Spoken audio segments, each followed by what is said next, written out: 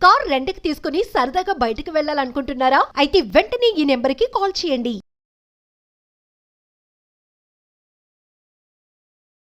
అమ్మ నమస్తే. నమస్తే అమ్మ జయలక్ష్మి. అమ్మ సాధారణంగా ఏం చెప్తారంటే ఎక్కడ నెగ్గాలో కాదు ఎక్కడ తగ్గాలో తెలిసుండాలి. దానివల్ల కొంచెం సమస్యలకు దూరంగా ఉంటామని. అసలు ఈ మాట ఎందుకు వచ్చిందమ్మా? సమస్యలకు దూరంగా ఉండడం కాదమ్మా, నెగ్గటం కూడా ఉంటుంది. ఆ తగ్గడమే నెగ్గడం కొన్ని సందర్భాల్లో. తగ్గడమే నెగ్గడం. నెగ్గడం అవుతుంది. మనకి ఎన్నో ఉదాహరణలు కనపడతాయమ్మా.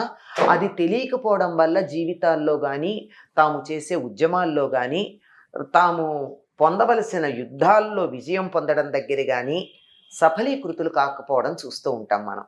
ఏంటి తగ్గటం తెలియకపోవడం వల్ల, ఎక్కడ తగ్గాలో తెలియకపోవడం వల్ల ఆనుపానులు తెలుసుకుని ఉండాలి. అవతల వాళ్లతో శారీరకంగా బలంలో ఉన్నారంటే బుద్ధి బలం ఉపయోగించుకోవాలి. మనకి వినాయకుడు గొప్ప ఉదాహరణ కదా. అవునవును. అన్నగారి కన్నా తాను వేగంగా వెళ్ళలేను అనుకున్నప్పుడు బుద్ధి బలం ఉపయోగించుకుని గెలిచాడు. అక్కడ బయలుదేరలేదు కదా, తగ్గిపోయాడు అనుకున్నామా? కాదు, తగ్గాడు గనకే నెగ్గాడు.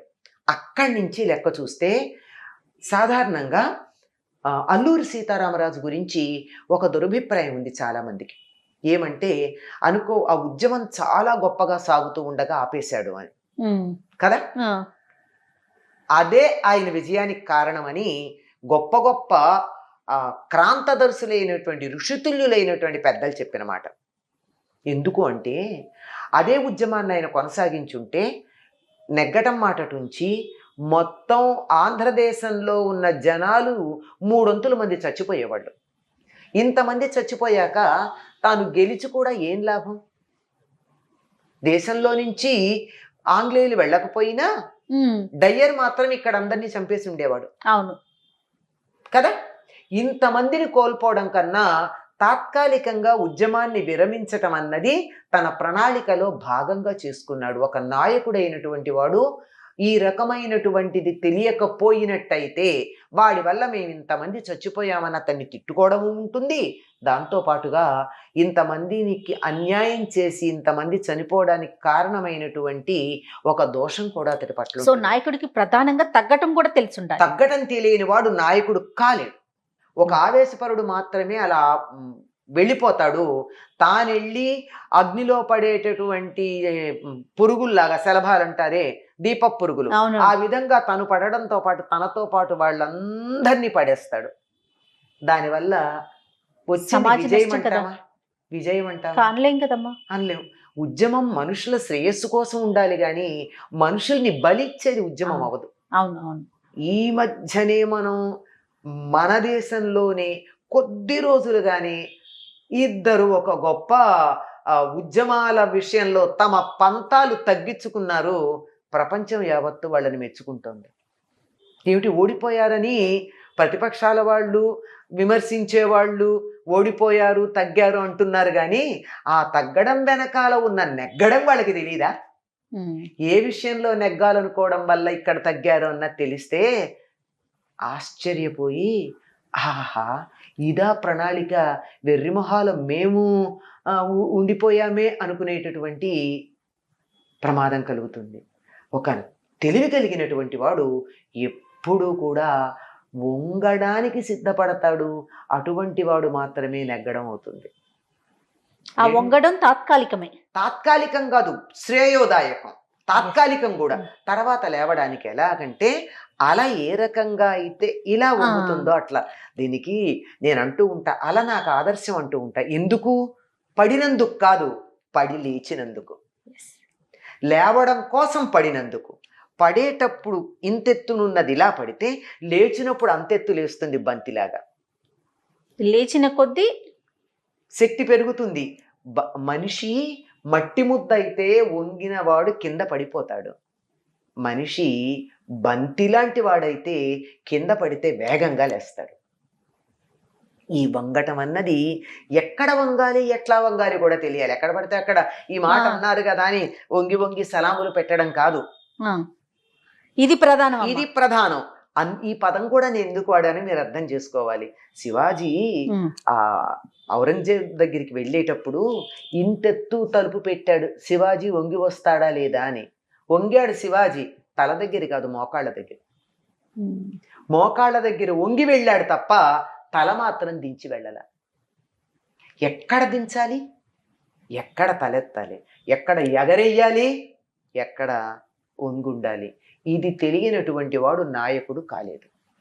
నాయకుడు అంటే నేను ఇప్పుడు చెప్పిన ఉదాహరణలన్నీ ప్రజల పక్షాన నాయకత్వం ఉన్న వాళ్ళ గురించే చెప్పానని అనుకుంటున్నారు. ఇంట్లో కావచ్చు, మనం ఉద్యోగం చేసే చాటు కావచ్చు, పిల్లల దగ్గర కావచ్చు, అప్పుడప్పుడు వాళ్ళతో కలిసి ఆడినటువంటి తల్లిదండ్రుల మాట విన్నట్టుగా ఎప్పుడు నేను ఇక్కడే ఉంటాను మీరు ఇక్కడే ఉండండి అంటే పిల్లలు తల్లిదండ్రులని వింటారేమో కానీ ప్రేమగా వినరు. పిల్లలతో పాటు ఆడాలి. ఆడి ఆటలోంచి వాళ్ళని పైకి తీసుకురావాలి. గురువు అన్నవాడు కూడా ఏం చేస్తాడండి, గురువు కాదు, దైవం కాదు, ఎవరైనా సరే అవతరిస్తాడు. ఎవరు? భగవంతుడు. అవతరించటం అంటే దిగి రావటం. ఉతార్ అనే పదం ఇక్కడ వింటాం కదా మనం. ఈ అవతరించటం అన్న దానికే హిందీ పదం ఉతార్. భగవంతుడు ఏం అవతరించి ఆయన కిందకి దిగి రావాల్సిన అవసరం ఏముంది?